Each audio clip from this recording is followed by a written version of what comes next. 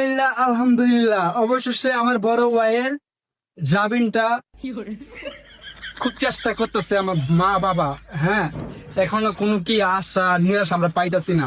ইনশাল্লাহ সত্যের জয় হবে। চিন্তা করো কত বড় গাঞ্জাখোরের ঘরের গাঞ্জাখোর হইলে পরে কয় আলহামদুলিল্লাহ আলহামদুলিল্লাহ আলহামদুলিল্লাহ আলহামদুলিল্লাহ। আমার ভাইয়ে অনেক চেষ্টা করতেছে, আমরা অনেক চেষ্টা করতেছি, কিন্তু জামিন পাইতাছে না। জামিন কি তারে? হ্যাঁ, জামিন পাইতাছে না, ওই ইয়াতে ভারিতে পারতাছে না।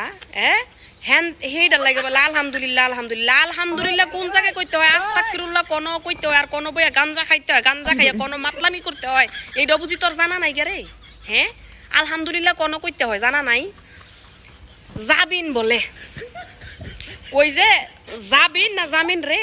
হ্যাঁ, আর বাইরিব বাইরিব বাইরিব 2 ফুটলা গাঞ্জা মানে এক ডলায় বইয়া খাইয়া যদি এমনি কইতি যে আলহামদুলিল্লাহ আলহামদুলিল্লাহ জামিন পাইছে না, তাইলে আয়া দেখতে বার হয়ে গেছে গা। ফুটলা 2টা খাওয়া কম পড়ছে, এই লেগে এত চেষ্টা করার পর হইতাছে না, তারপরও তুই আলহামদুলিল্লাহ আলহামদুলিল্লাহ কইতাছস। হ্যাঁ, তোর মনো কি তারে?